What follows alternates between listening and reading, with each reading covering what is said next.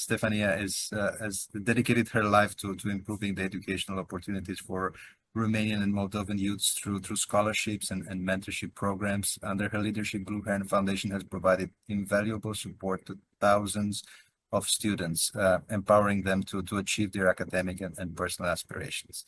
Her unwavering commitment to social change and her passion for fostering a brighter future have made a lasting impact on countless lives, and have in the process redefined the values of what it means to belong to a Romanian American diaspora. Thank you, Stefania, for always being with us and for being our advisor and our mentor in what we do.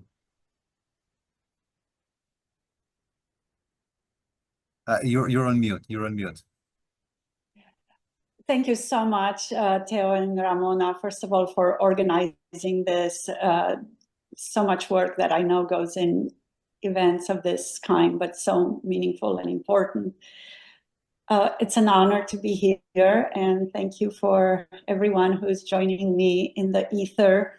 Actually, as Gina and Dana were presenting, I realized that I always tell my story from the time when I left Romania in 1983 as a young adolescent and landed in the US and started from nothing, because it was during the communist regime when those who immigrated left everything behind and started from zero. And that was my case with my parents and sister. But what few people know about me is that my great-grandparents left Stupin near Brașov in 1909 with their only son, my grandfather, to immigrate to the United States. And when they arrived in Le Havre, in the port to take the ship to the United States, my grandfather developed pneumonia, a very bad case, and they were not able to board, and they had to go all the way back to Stupin, left him with their parents, so with my grandfather's grandparents, and they went to New York. And they would only come every 10 years back to Romania, ended up living for 50 years in New York, working menial jobs, sending money back home. So my grandfather and my family ended up growing. We were born and grew up in Romania, but then we started again here. So anyway, it's a bigger story, but it definitely took me back to that moment in time and to just what it means to be resilient, and this whole notion of identity through decades and centuries sometimes. So my presentation today is, of course, an update on Blue Heron Foundation. The organization that I started in 2002. We just had a little upgrade, and so to speak. So we have a new logo. We broadened our mission. It's not only about college scholarships for Romanian and Moldovan vulnerable youth, but we've also done a lot of work with the medical community, especially since the onset of the Ukrainian-Russian war conflict. And so we expanded our mission.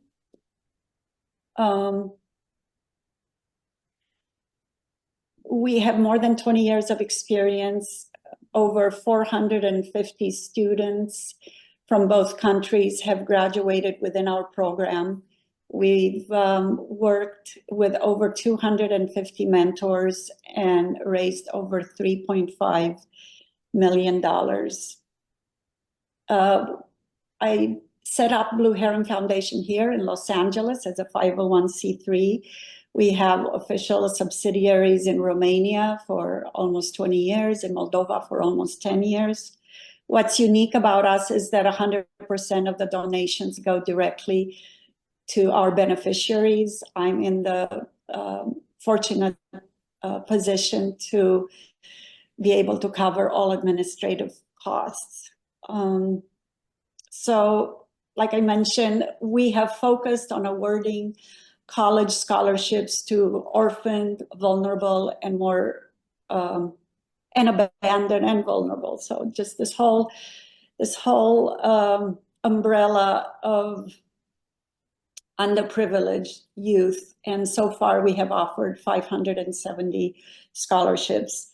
Our work is very focused, it's very intimate, with a very strong team in place and with mentors who have very personal interactions and friendships of guidance and of warmth and encouragement with their students. Like I mentioned, at the onset of the Russo-Ukrainian war, we leaped into action, maybe a little too fast and too wholeheartedly, because about a year later, I had a lot to recover from. I had like a deep exhaustion that it took me a while to recover from, but I was so happy that we were the right people at the right time with infrastructure in place. And I'm very proud of all the work we've done. And because of that, also, we have had doctors join our organizations, and there are ongoing medical collaborations that are happening. Just so you have an idea, our scholarships, we cover 90% of college tuition. That's about $1,000 a year.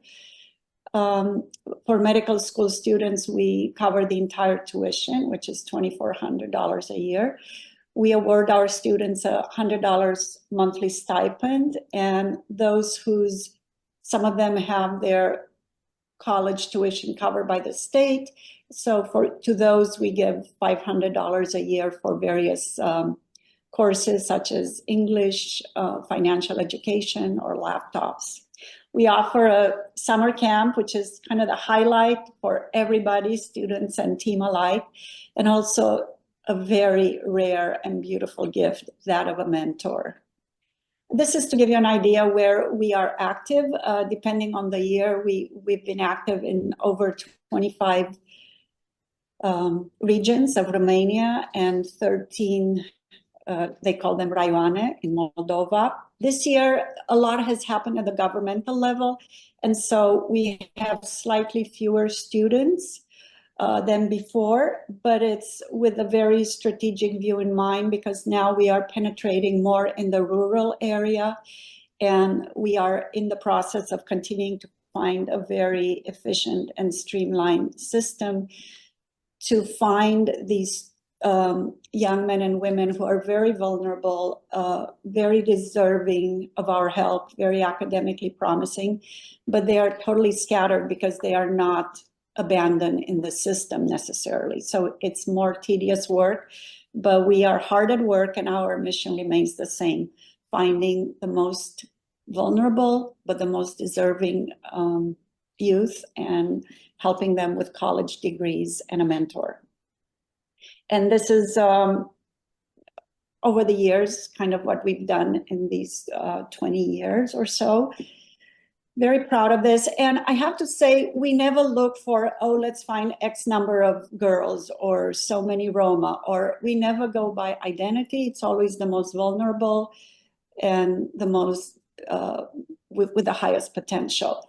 But this is how it happens to lay out. And I think what happens with young men who come from underprivileged backgrounds, they tend to not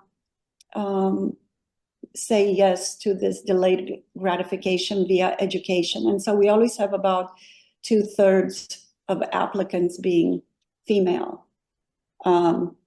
So it is what it is. And then even after we interview them, and not all of them make it through not all of them receive an acceptance letter, but even at the end of it, when we draw the line, we still have about 10% Roma and 2/3 girls.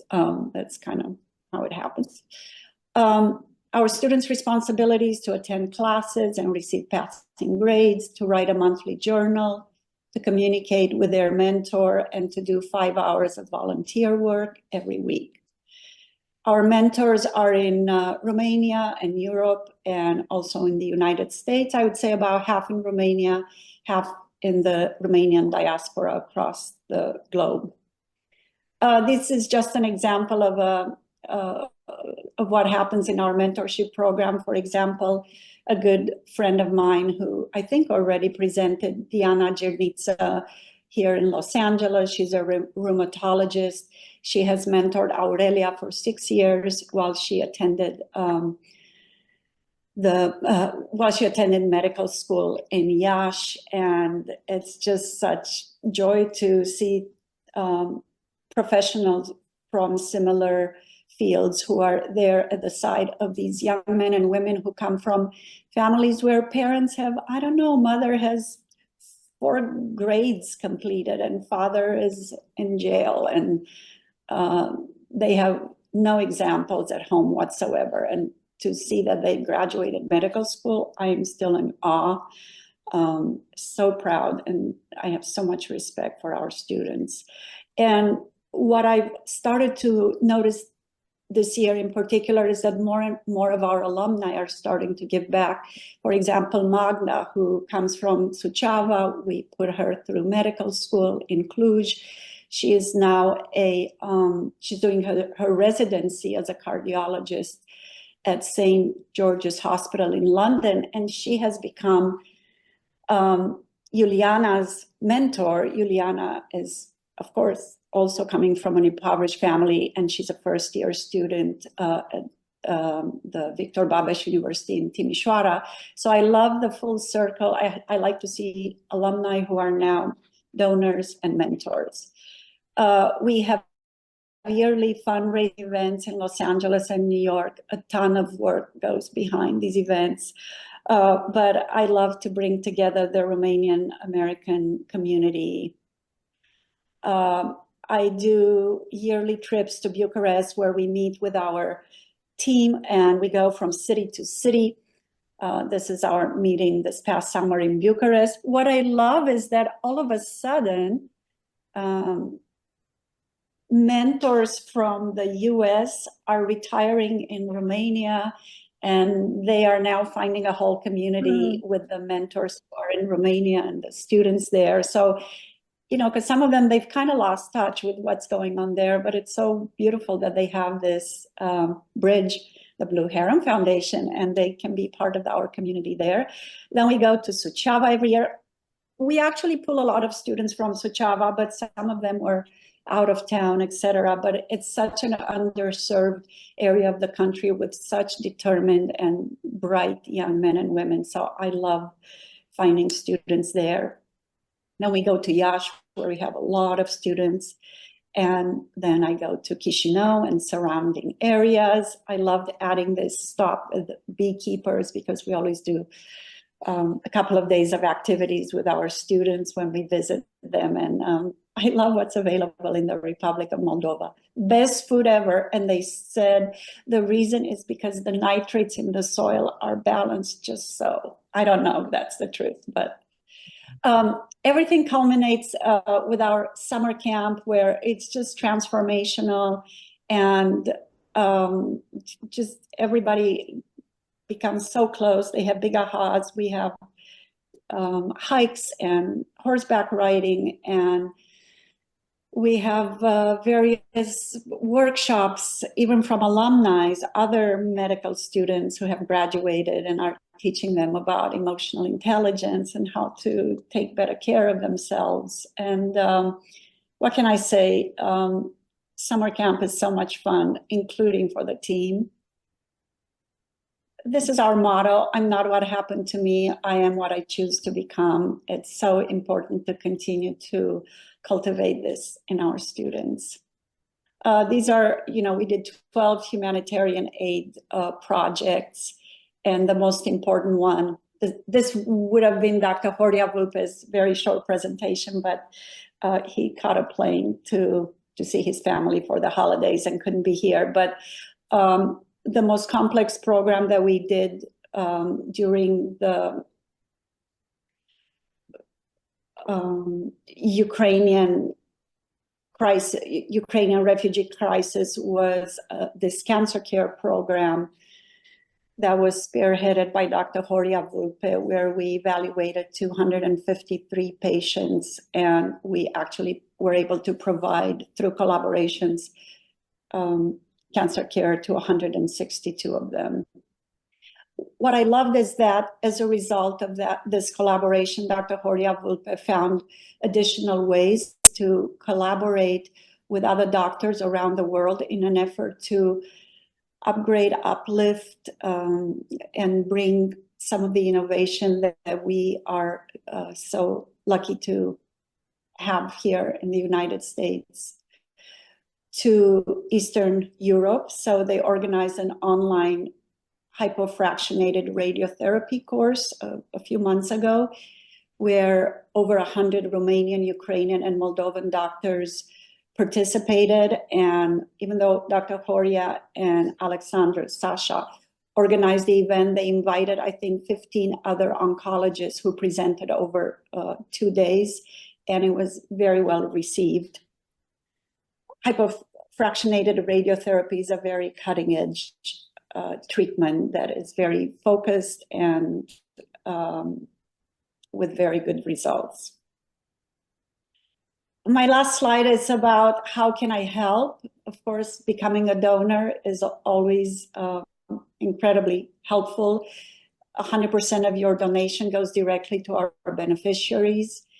Matching donations are often available through your employer, so we encourage you to inquire whenever you make a donation about these matchings. And we are happy to earmark your donation if you want it for a medical school student or for, I don't know, financial education courses for a group of our students, whatever, however you want to earmark it within what we do, we are happy to do so. Another way to help is by becoming a mentor. It is again a very intimate, very personal way of connecting with the students. Sometimes people say, I don't want to be in front of a computer or writing checks. It just feels so impersonal. Well, you can be a mentor, and our students are in all fields: marketing, law, accounting. They're preparing to become teachers, etc. So in our warm and connected community, we have space for a lot of mentors who want to share their professional experience and their wisdom and warmth. And you can also join our volunteer team of medical doctors who want to make a difference in Eastern Europe. And with Dr. Horia Vulpe, we can discuss international collaborations. And that is it. Thank you so much. I hope I didn't go too much over time. All that you do. I know it has been both emotionally and then physically, most likely, a very trying year for you. And we appreciate so much that you are here with us every year and always find a resource, find it within you to give and give and give. I hope you do take care of yourself as well, so that you continue to be an inspiration to us, as you have for so many years. Thank you so much for your contribution.